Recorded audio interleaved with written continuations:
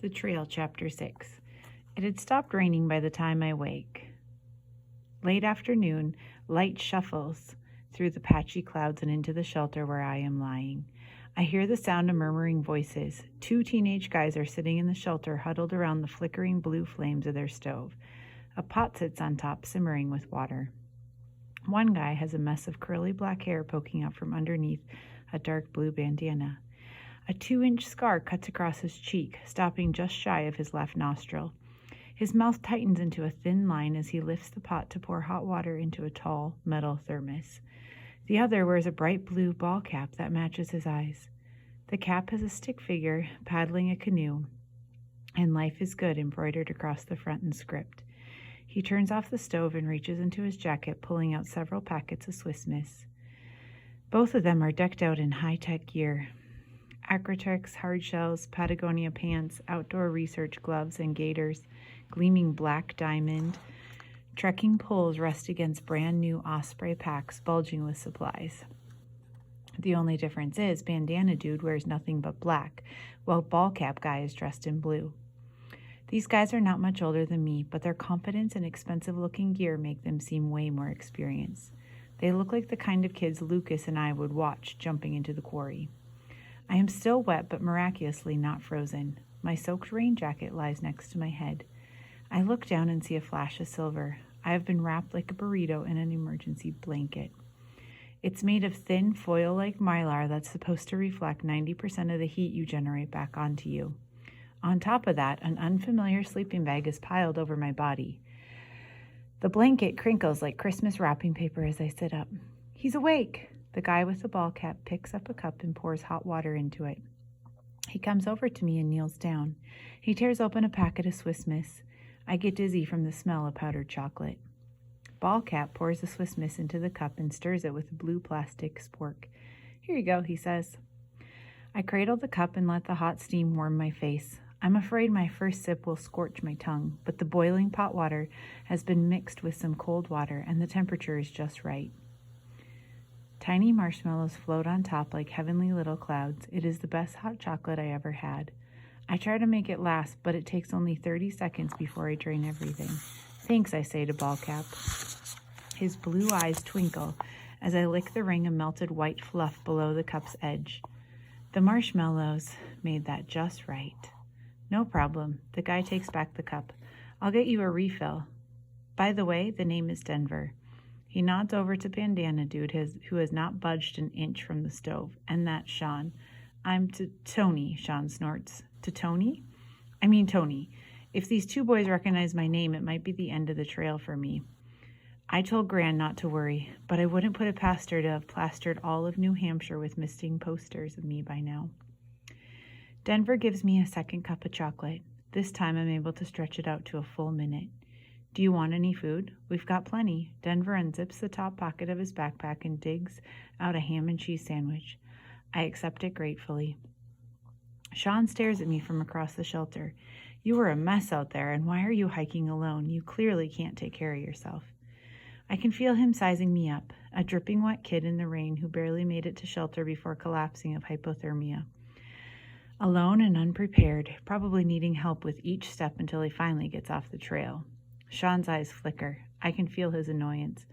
Already I have become a burden to him. I make up an answer fast. "I'm getting my Advanced Wilderness Survival Badge for Boy Scouts. I have to spend a week in the woods on my own." I pray that Sean and Denver have never done Boy Scouts. A week in the woods was definitely not a requirement for the badge.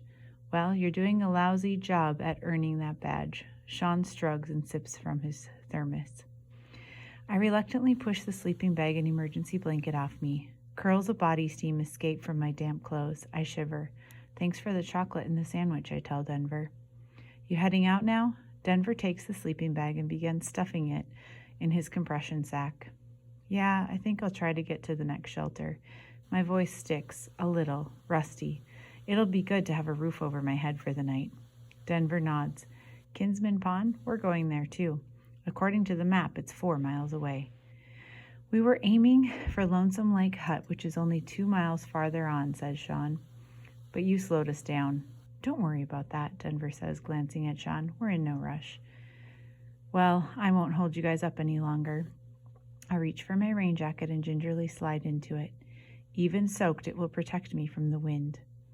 If you want to wait, Sean and I will be packing up soon. You could hike with us. Denver ignores the scowl that Sean gives him. I want to follow with these guys. I want to feel safe behind their conversation and their well-stocked backpacks.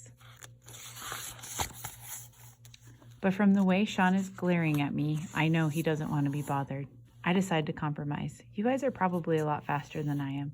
How about I start off now and I'll see you on the trail whenever you catch up? Denver nods. Sounds good. Whatever, says Sean. I put on my backpack and head out, making sure to go the right way this time. The trail turns into a gentle logging trail, then hitches left past tumbling cascades swollen with new rain and inky black pools. Moss and roots drape themselves over hip-high boulders, forming little dark caverns. It is lush and spooky, a haunting place for angry ghosts.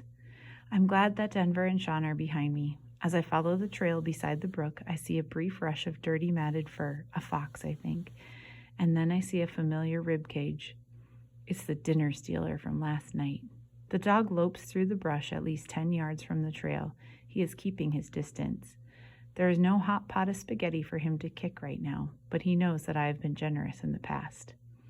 I think about the food I have left, 2 Snickers, a quarter block of cheese. I have to be careful with this decision. If I feed the dog now, he's only going to expect more. He might get aggressive. Plus, I was running low on food when I met him, but now I'm really almost out. And then I remember Sean saying that Lonesome Lake Hut was 2 miles from Kinsman Pond Shelter. Doing the math, that's a little over 5 miles from where I am.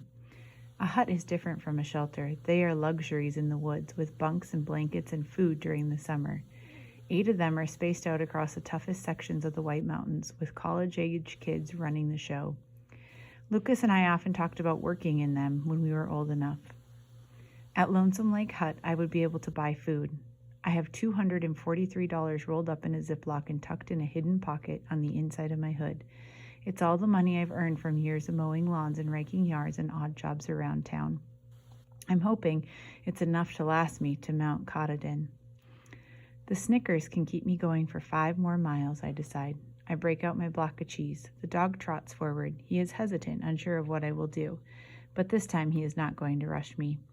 I toss the cheese and the dog catches and swallows it in one fast gulp. Sorry, dog, but that's all I've got, I tell him. He seems to understand. As I continue down the trail, he follows me, but he doesn't beg. Tony. I turn back and see Sean and Denver coming up the trail. Sean is in the lead. He spots the bag of bones following me. Is that your dog? No, but I've been feeding him a little. Why? I bite back the urge to tell Sean off. He's pretty hungry. But so are you. Back at the shelter, you ate Denver's sandwich in 3 bites. You can't afford to feed something else if you don't have enough food for yourself. Sean is right. I don't like it, but he is right. I'm doing what I've always done, messing up, making the wrong decision, giving a dog food when I needed it more. And now he's looking to me for more food, and I can't give him anything. He was wrong to trust me. Come on, Sean, give the kid a break. Denver unzips the hip pocket of his pack and pulls out a granola bar. He unwraps it and tosses it. A snap and a bite, and the granola bar is gone. The dog scuttles back off the trail. His eyes are on us, wary but hopeful. I can't spare him any more food, but I have a feeling that we're going to have some company over the next few miles. Sean hitches up his backpack. It's clear that he is impatient. Come on, we need to get going. I fall in line between Sean and Denver and breathe a sigh of relief. I'm back at my old place, following, having people take care of me. I know I need to be able to make it on my own, but for now, the company feels great.